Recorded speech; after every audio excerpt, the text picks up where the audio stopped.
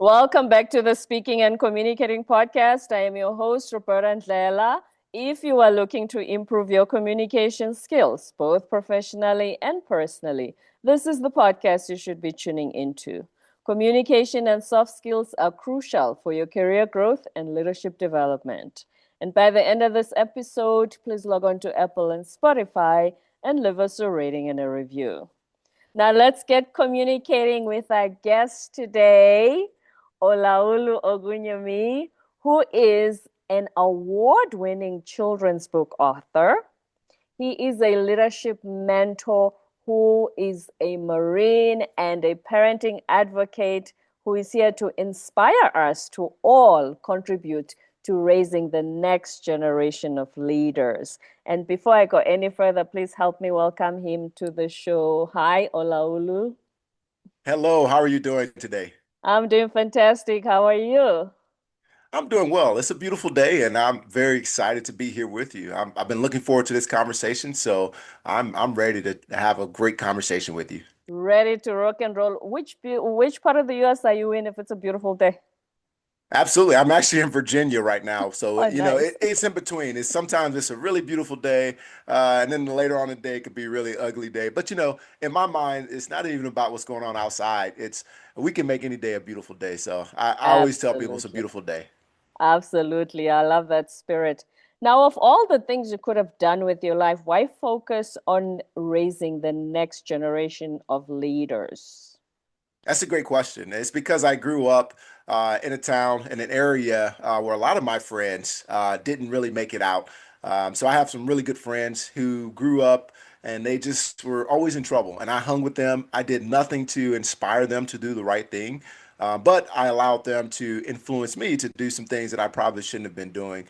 And I was blessed to have parents who always looked out for me and kept me engaged and always pulled me back in. Whereas sometimes their fathers weren't in the picture, and at other times, the mothers were just working so hard. God bless them. They're working two and three jobs, just trying to make ends meet, and so on and so forth. So now that I've gotten older, I've realized that I can do something to influence others, and I can be a part of the solution to help people to motivate their children and inspire them to really raise up the next generation of great leaders. And so that's what I'm doing now. I'm really trying to help build a community of teachers, parents, mentors, caregivers, coaches, whatever your profession is. If you interact with children at all, I'm trying to help build that community so that way we don't lose children through the cracks, no matter whether their parents are working multiple jobs or their fathers can't be there or whatever's happening. I'm trying to help build a community so where we can help inspire that next generation. So it comes from a personal place for me of really trying to help others. And it helps me with my children, of course, to bring a community around them and to raise them to be the best people they can be. Absolutely. And we're going to come to that in a second, but your parents, so your dad is Nigerian. Was your mom born in Nigeria as well? No, my mom was actually born in the United States. Oh, okay.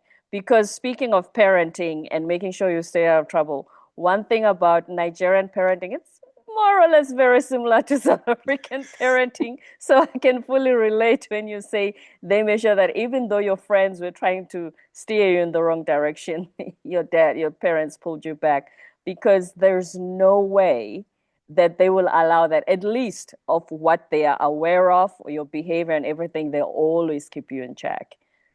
Absolutely. And that's something I would want to stop right here and commend those parents. Because a lot of us, as we've grown up, especially we talk about like millennials and different generations and so on and so forth. But a lot of us, I think we've discounted the work that they did. So my dad met my mom in college, but he came to the United States for college and to build a better life for himself. And then when he had family, he made all these sacrifices and decisions for the best interest of his family. And so a lot of the things that he was doing, trying to persuade us and teach us, like you're saying, and really sometimes it was the persuasion was a little bit more heavy-handed than I'd prefer. But I needed it personally. Olaolu Ogunyemi needed that kind of leadership because I was going the wrong way, and sometimes I just had to be knocked back in the right direction. And what I realized sometimes it's easy to overlook those things that they did, those sacrifices they made, so we can be where we are today. So I commend every single parent out there, especially those who are constantly with their children and constantly trying to keep them out of trouble. And it seems like that child is being rebellious because I was indeed a rebellious teenager. I did some of everything you can imagine. But my parents never gave up. So for those parents out there who are working hard, you made so many sacrifices, and it seems like your child, like me, I had a mohawk at one point. That's just part of my story. I did everything, again, everything you could think of. Uh, Mohawk with but African if hair? I'm trying to picture yeah, it. yeah, exactly. It was terrible. I mean, Roberta, it was terrible. I couldn't. I mean, my hair was just it was all beaded up. It was nappy. So what I did is I went to the store and I bought it was like the Axe mousse, I think it was. It was like something that made it stiff, and I legitimately took my hair and I spiked it straight up. I kid you not. So it's sitting on top of my head like a feather. And when I'm running track, I went to a track meet with this hair like this, and I'm running, and people are like, "Oh, it looks like a little feather on your head." And my dad sees me, and he's just like, "What is my son doing?" And but that was just who I was. I knew Mhm. he didn't like it, but I was doing it to rebel against him. But he never gave up. He was consistent, he was persistent, and he made sure that he was always investing in me, even when I was doing stuff that's just completely out of right field, like the Mohawk. I laugh about it now, but the Mohawk is just indicative of the kind of person I was. But yet he didn't give up. And that's really why I learned from him. I learned from his sacrifices. I personally have not immigrated from one country to another, but I can imagine how hard it is. I can imagine the sacrifices you have to make as a parent, and you're giving up a lot of things. You're leaving family and the things that are familiar to you so you can start a new life. Only look at your child and see them doing some things that they probably shouldn't be doing. So I commend those parents. I commend my parents for always investing time, and I commend every single parent listening or watching. I just want you to know you're doing a phenomenal job. Don't give up. I am a witness. I am an example of what happens when you continue to work on a child. It may not seem like it's getting through to them, and they may do outward things like an ugly mohawk sticking on top of their head. But I promise you, what you're saying is going to soak in at some point. And now my parents are my biggest advisors. They're my biggest friends, my mentors, my guide in my life now as a husband and father and a professional in the Marine Corps and a writer. I talk to them very often, if not every day, it's almost every day, because they are my mentors and guide. And it's because they invested that time with me when I needed it most. Hmm.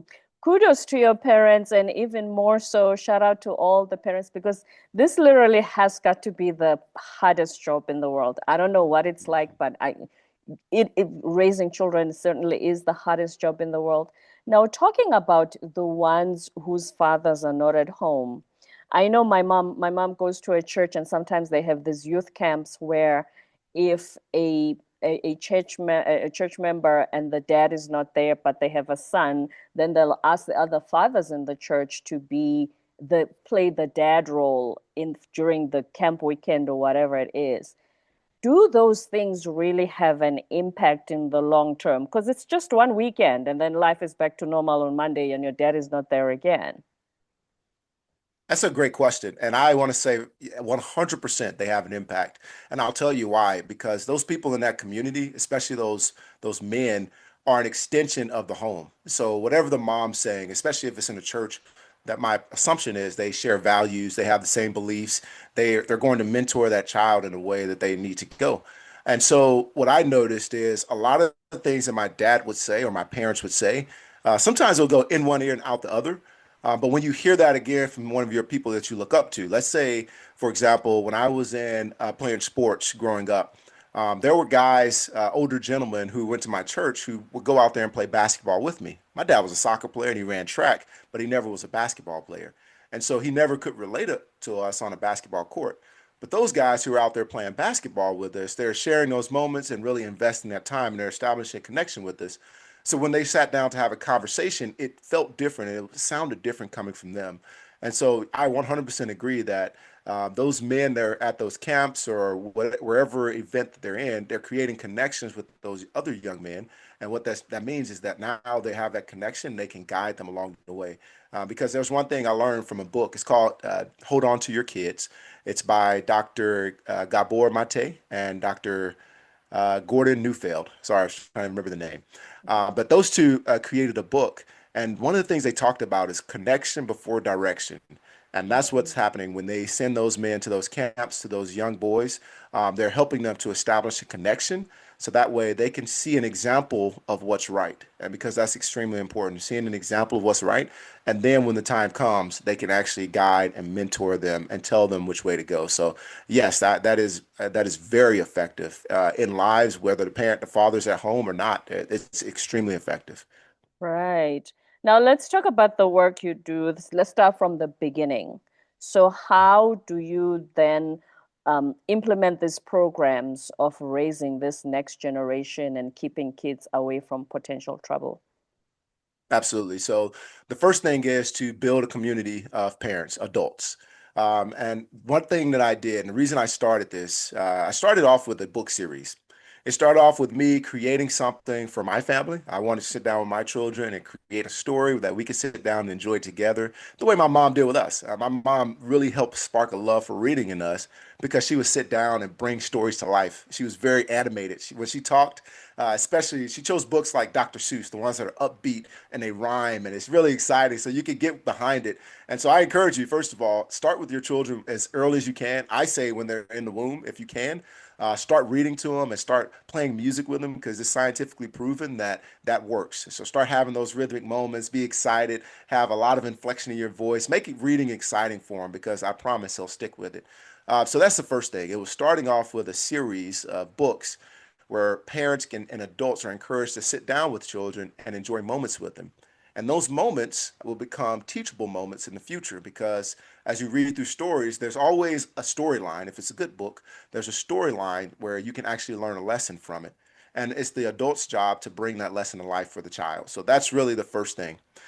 So in the work that I do, I go out to schools, and the first thing that I'm doing is going out and connecting with the students. I'm sitting down with the students beside the teacher. In most cases, if I can have the teacher at the front of the room with me, or at least somewhere in the room, I'm showing them that, yes, I am the guy who's here to read to you, but your teacher is my partner. I'm partnering with your teacher in this endeavor. So that way they know that the teacher, the librarian, their parents, whoever, they see me interacting and they say, okay, well, if my parent is in the room and they're clapping their hands and they're engaged with the story time, then that means that this is actually something good. There's no disconnect between the guest who's here reading and the parent or the teacher or the librarian, whoever.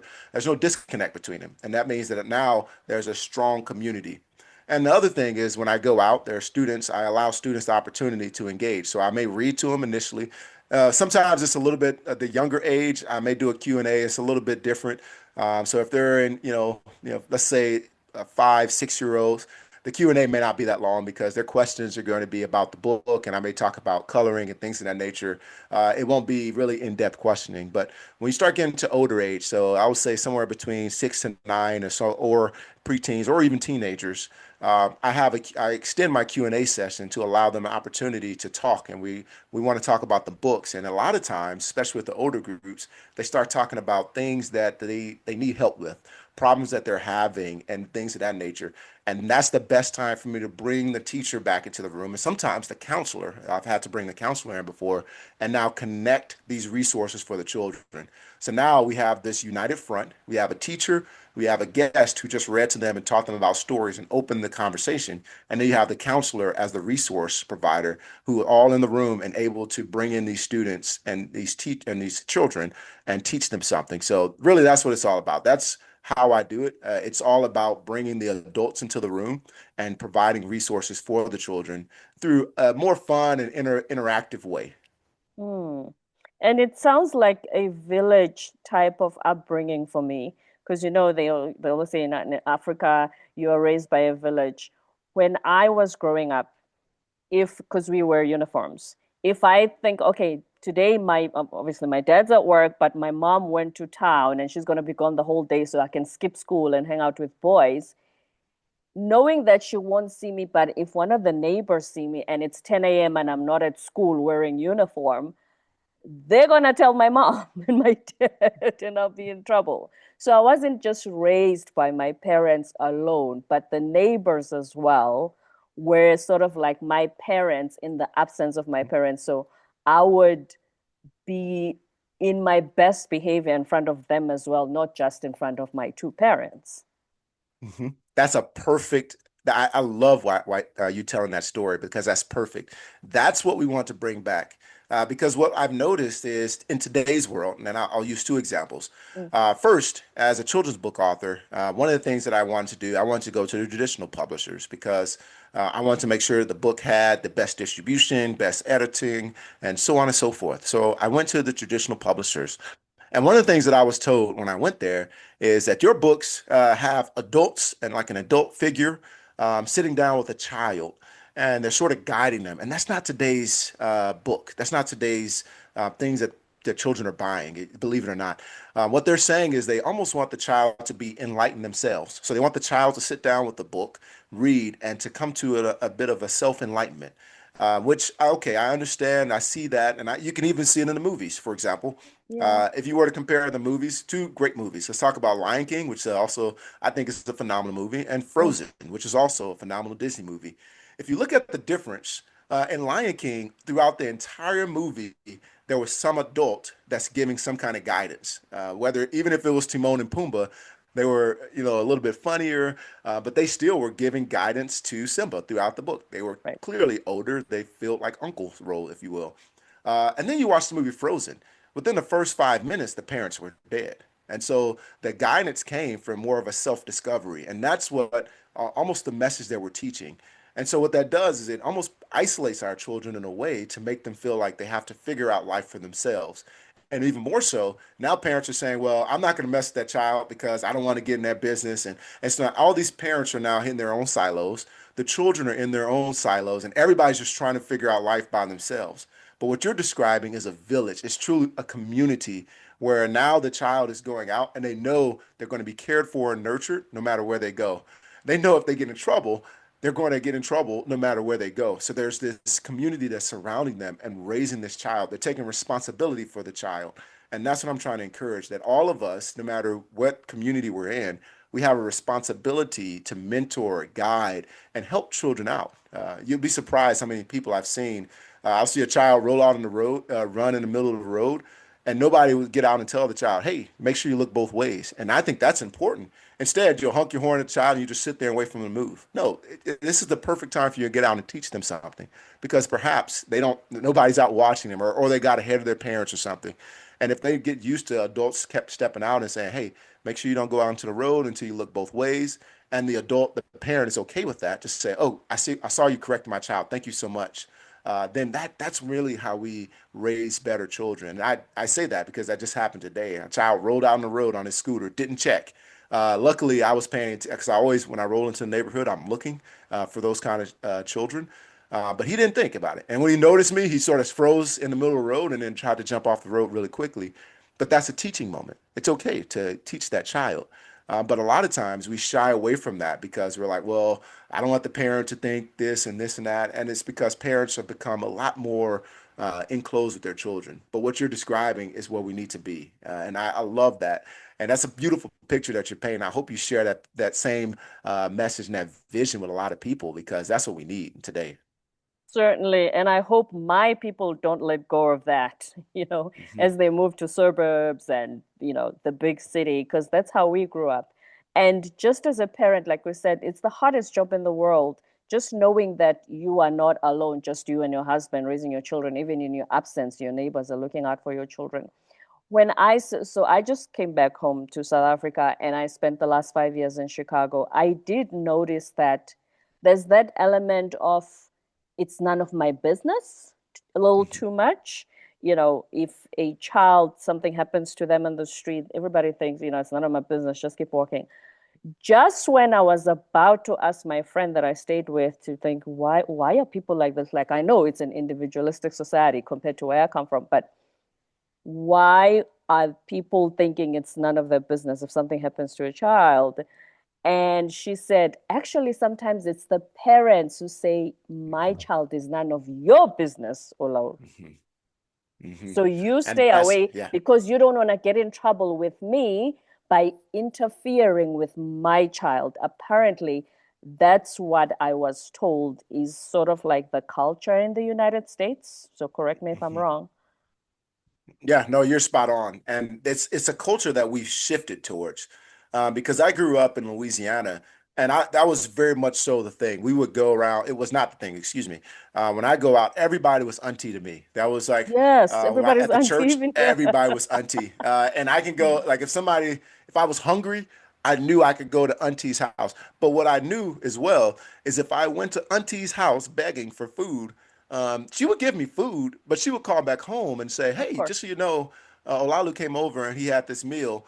In which case, my parents would follow up and talk to me about just to make sure that it was closed, like we were a family, the loop was closed, Mm, and that was not a thing. The whole thing about being minding your own business and standing to yourselves, I think, came from a place, in my opinion, it came from a place of too much ego.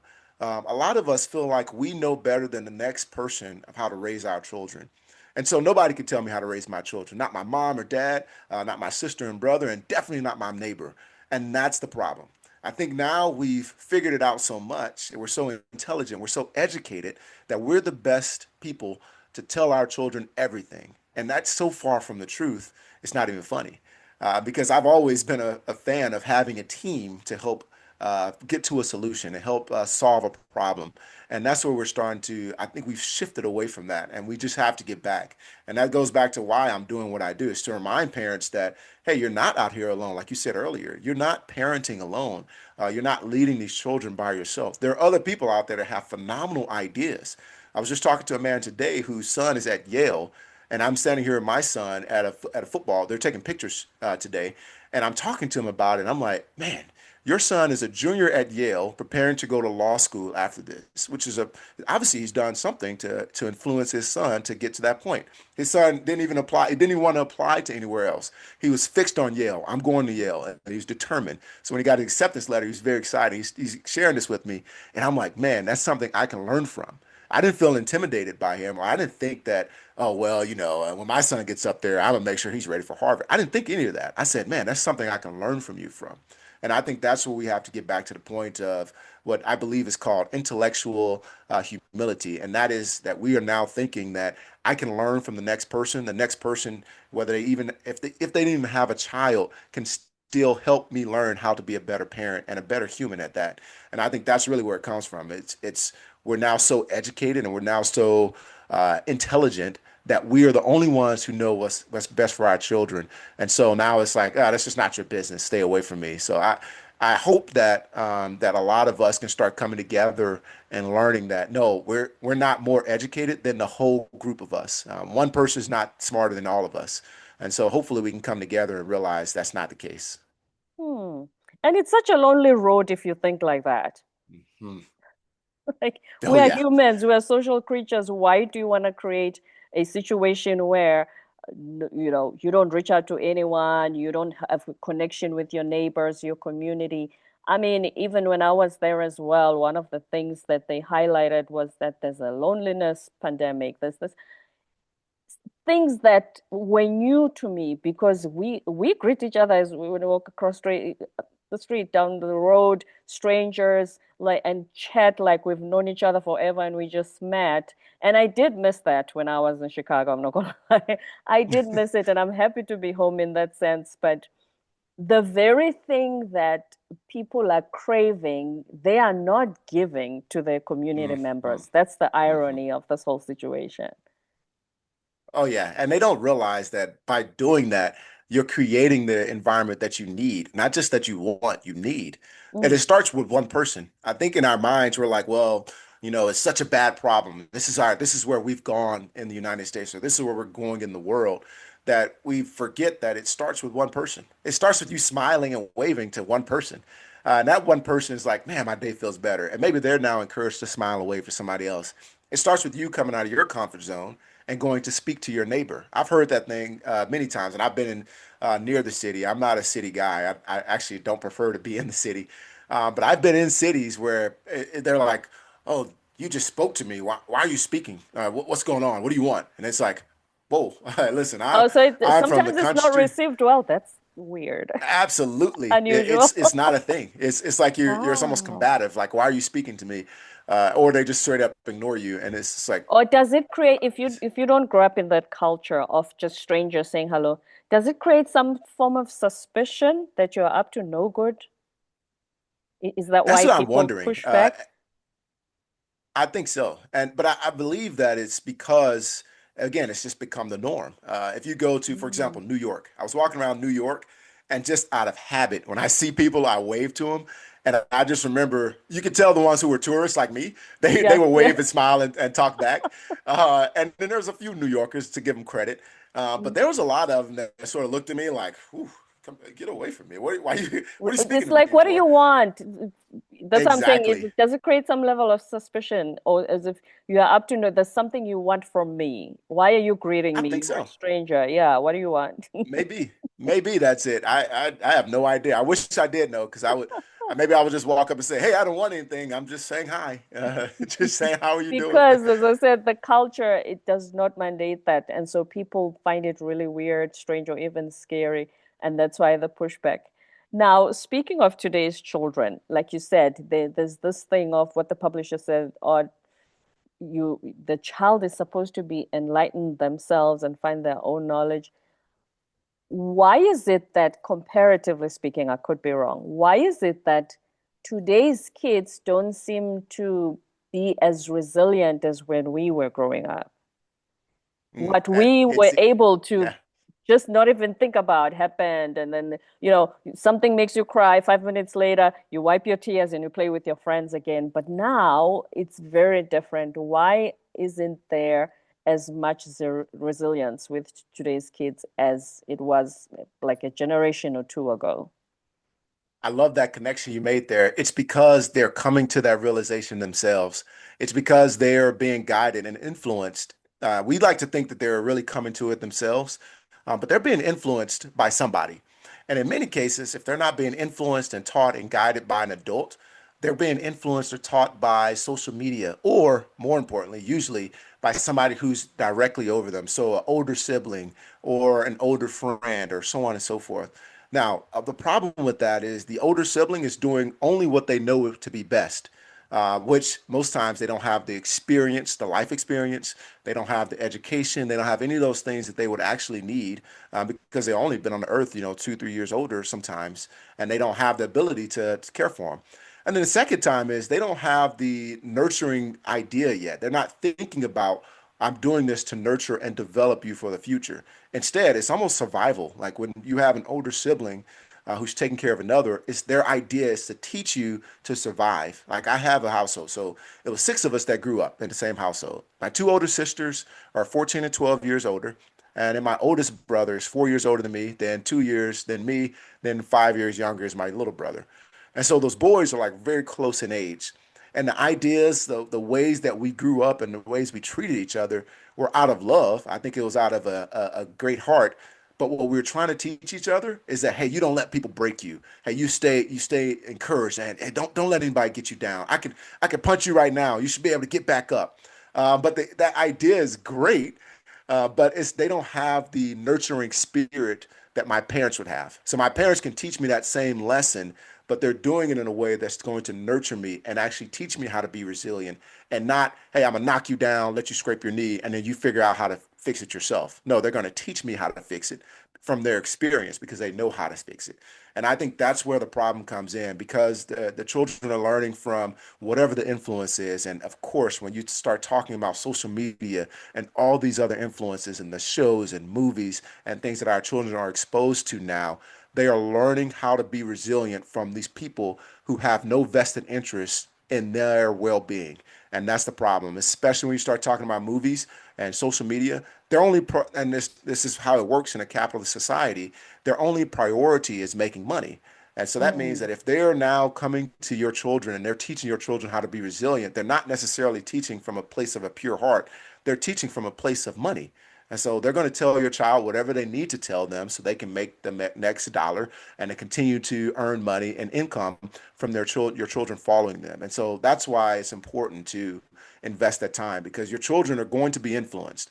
They're going to figure it out, quote unquote, If you push them down, like my brothers would push me down, and I remember, I remember one particular That is instance when such I was. that is such a boys sibling thing. No, it is, and it's just that's just how they were trained. I mean, that's how in our minds. It's like, well, I'm going to make you stronger by pushing you down, and then you figure out how to repair yourself or how to recover or bring yourself back. And it is. That's just how children think. And to be honest with you, I think that was part of me growing up and learning. But then there was my parents in the background saying, "Hey, that's enough of that. Hey, let me tell you why you need to do this, or let me explain why you need to do that. Let me tell you how to get better." And that's what's missing. It's the children are getting knocked down and they're scraping their knees and then they're just figuring it out. And I believe that's what's causing them to be less resilient. Things that you and I and a lot of the people probably listening would consider, you know, whether it be grades or hey, I have a lot of homework, which in today's school, I would be what they consider a lot of homework, and many times is not even close to what You we would do a have had. lot. So it's just amazing to see the things that sort of get to them. But in many cases, I believe it's because that lack of adult mentorship and influence in their lives. Hmm. I am so grateful. Listen, some good comes out of social media, and yes, we all use it, but I'm so grateful. I grew up in the 80s with no Google and seeing people's pictures of fancy foods and all of these handbags, and I'm thinking, we just had, and even TV had limited hours. You would Mhm. just watch TV, one or two shows, your dad watches the news, and then it's time to go to bed. I didn't have all these opinions of people and what they think about this, and me thinking I'm being left out if I don't have this, because I think there's just this constant barrage of I'm missing out whenever you're on social media. Can you imagine growing up as a teen and you see all this, what it does to your psyche? All Mhm. these insecurities, feeling like you're not good enough because somebody. And the thing is, people post a snippet of their lives and you think that's their entire life. All this Mhm. fabulous, the food and the travel and the handbags and the clothes. Can you imagine what it does to you and how you feel about yourself? hmm And that's the thing. So that's what social media, as it connects us across the world, is awesome. But it also, it does exactly what you're describing. It exposes us to things that we just didn't have growing up. Your point about TV just turning off, legitimately, TV would go off. That's something that I recall, and I couldn't believe. I was talking about it one day, and I sort of laughed because I'm like, I don't think I'm that old, but I can recall TV like they would play like the national anthem or something, or I just remember that literally the broadcast would just end. TV's over for the night. Yep. My dad would finish watching news and TV's done. And I'm like, okay, well, there's no unless you want to watch a movie that on VHS or something, there was nothing else for you to do after I think it was like 11 o'clock. It was when TV went off. And so it was just one of those things that you didn't necessarily have exposure to, a teenager or an elementary student in somewhere else where they're living this high life. It just Hmm. wasn't a thing. The only thing you'll see is that you may see a rapper on TV. Like when I was growing up, Bow Wow was starting to grow up. Like I think he's a little bit younger than me, but he was starting to blow up, and I'm like, oh, he's a rapper. He's older. At least I'm watching some of these people who are growing up, and it's like, okay, I can see that. But generally speaking, I'm looking at all my peers in the area I'm in, and we all are about the same place, right? I mean, there may be one or two people who have some Jordan shoes or something like that, and I would want those. But aside from that, we're just about in the same place. But you're right, it does create this. Now everybody has this perception and this life that they're living only on the screen, and it does make you compare, and it will. I believe it does bring more insecurities that we just quite frankly didn't have to deal with. So it's just another thing for us to look out for as adults who are raising children in our community. Just know that they have insecurities that may be appearing that you didn't have to deal with growing up. That's a great So point. when the children that you mentor, when they come to you and they say, Olaolu, I feel this, I feel like my life sucks, I don't have this, I don't have that. How do you still encourage them to keep going if all of the influences and the noise around them makes them feel less than? Well, the first thing I tell them is first, I appreciate you for being able to express your feelings because believe it or not, the beginning of emotional intelligence is being able to accurately identify what emotion or feeling you're having. And then the second thing I do is I start to tell them, okay, let's take a second to not even think about what you do have or don't have. Let's talk about something different. Let's talk about your purpose. What do you think you're here on earth to do? That's where I go with that. Immediately, I try to tie everything that we're doing on this earth back to our reason for being here. What do you enjoy? What are your passions? Not the thing that you're doing on the weekends, or like what is your true passion? What makes you smile when nobody's watching? If you could turn off all the cameras and nobody else is watching, what thing will make you smile? And so that's what I always try to redirect them to is, okay, what is your purpose? And let's talk about that. And once they start to, we go through the emotions first, of course. They're like, well, I feel like I'm missing out. I feel like, I wish I had this. I wish I had that. I wish my parents were here. I wish this, whatever it may be. But then I say, okay, that's awesome. But then I start talking to them about what is your purpose? And once I see that light bulb go off and I see them start to get excited about the thing that makes them passionate, that's when we hone in on that. And then we write it down. We try to capture it in some way because I want them to know that no matter how old they are, you could talk to a 5-year-old about purpose. Again, the conversation is going to be a little more elemental than talking to a teenager, of course.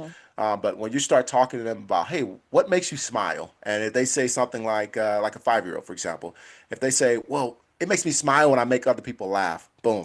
Now you have something that you can focus them on. And then you start working with them to find healthy ways to help people laugh and smile and encouraging them in that regard and say, see, you don't need all those things to make people laugh and smile. All you need is to do whatever it is. And that's what that's what I do to try to help children focus is say, hey, focus on the thing that you're built for, not necessarily the things that everybody else has. Because those things can come and go.